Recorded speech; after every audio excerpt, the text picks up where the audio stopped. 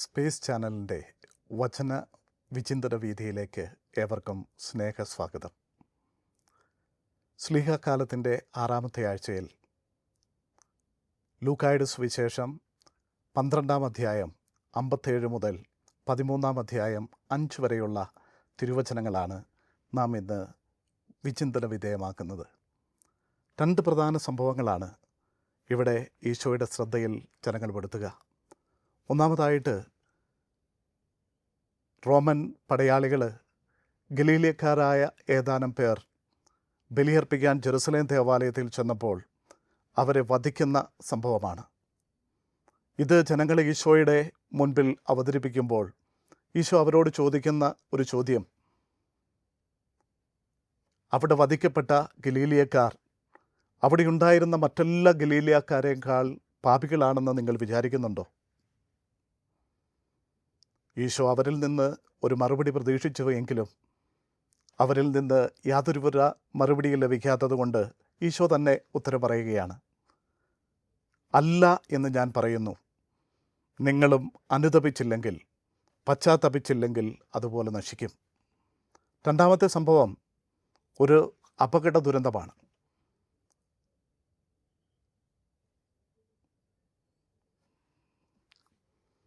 സിലോഹായിൽ ഗോപുരം തകർന്നു വീണ് മരിച്ച 18 പേരുടെ അപകട വാർത്ത.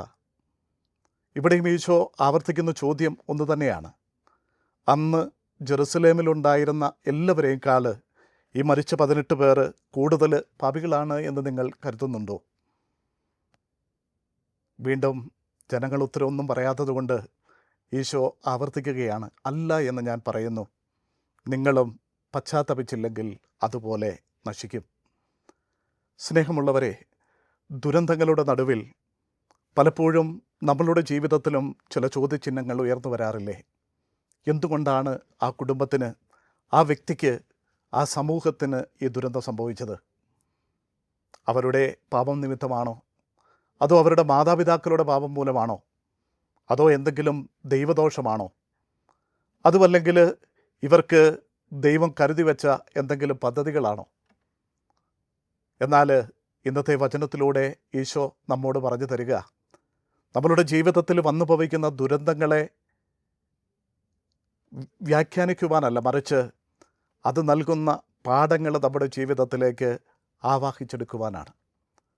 സ്നേഹമുള്ളവരെ, ദുരന്തങ്ങൾ നമ്മളുടെ ജീവിതത്തിലേക്ക് കടന്നു വരുന്നത് അല്ല യഥാർത്ഥത്തിലുള്ള ദുരന്തം എന്ന് ഈശോ ഇവിടെ നമ്മളെ പറഞ്ഞ് പഠിപ്പിക്കുകയാണ്. ഈ ദുരന്തങ്ങൾ സംഭവിക്കുമ്പോൾ അത് നമുക്ക് നൽകുന്ന പാഠങ്ങൾ ഉൾക്കൊള്ളാൻ സാധിക്കാതെ, മാനസാന്തരത്തിൻ്റെയും പശ്ചാത്താപത്തിൻ്റെയും അനുതാപത്തിൻ്റെയും മാർഗത്തിലൂടെ നമ്മളുടെ ജീവിതങ്ങളെ കൂടുതൽ മെച്ചപ്പെടുത്താൻ സാധിക്കാതെ നമ്മൾ പരാജയപ്പെടുന്നതാണ് ജീവിതത്തിലെ ഏറ്റവും വലിയ ദുരന്തം എന്ന് ഈശോ നമുക്ക് പറഞ്ഞു തരികയാണ്.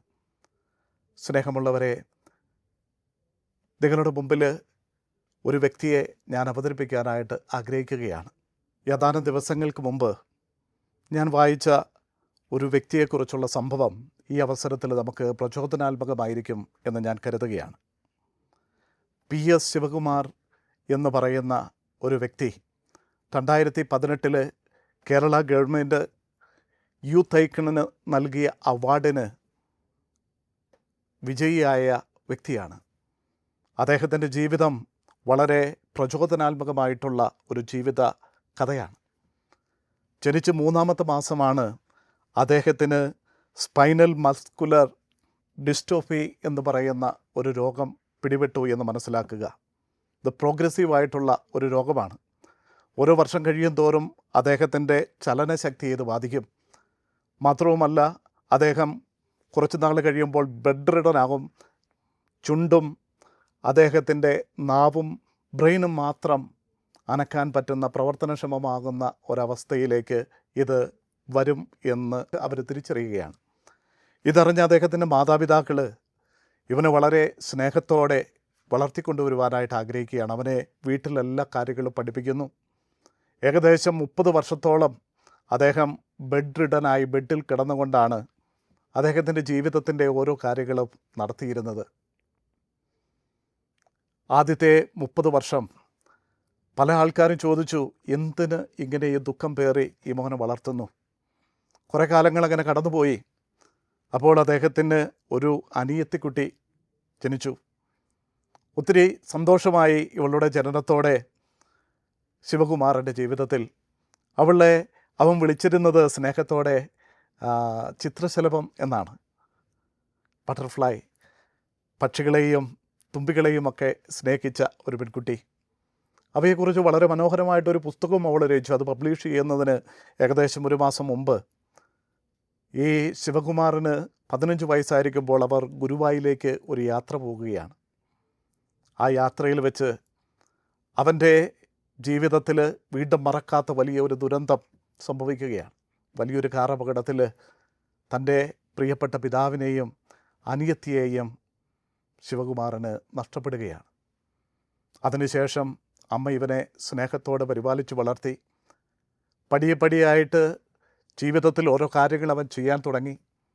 മാത്രവുമല്ല, ഈ രോഗം പിടിപെട്ട് വേദനിക്കുന്നവരുടെ ഒരു സംഘടനയായ മൈൻഡ് എന്ന് പറയുന്ന മൊബിലിറ്റി ഇൻ ഡിസ്ട്രോഫി എന്ന ഈ രോഗം പിടിപെട്ട് വേദനിക്കുന്നവർക്കായി ഒരിടം ഞങ്ങൾക്ക് വേണം, വേദനയൊപ്പാൻ വേണം ഒരിടം എന്ന ഒരാഗ്രഹത്തോടു കൂടി അദ്ദേഹം ഗവൺമെൻറ്റിലും മറ്റ് സന്നദ്ധ സംഘടനകളിലുമെല്ലാം അവർക്ക് വേണ്ടി സ്ഥലം കണ്ടെത്തുവാനും അതോടൊപ്പം തന്നെ അവർക്ക് വേണ്ട റിഹബിലിറ്റേഷൻ സൗകര്യങ്ങൾക്കായിട്ട് ഏകദേശം 50ഓളം കോടി രൂപ സ്വരൂപിക്കേണ്ടതായിട്ടുണ്ടായിരുന്നു. അത് സ്വരൂപിക്കാനായിട്ട് അദ്ദേഹം പിന്നീട് ഈ പ്രവർത്തനത്തിൽ വ്യാപൃതനായി.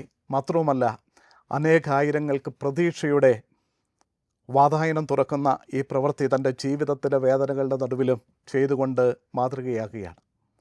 സ്നേഹമുള്ളവരെ, പലപ്പോഴും നമ്മളുടെയും ഒക്കെ ജീവിതത്തിൽ ദുരന്തങ്ങൾ കടന്നു വരുമ്പോൾ നമ്മളുടെ മനോഭാവം എന്താണ്?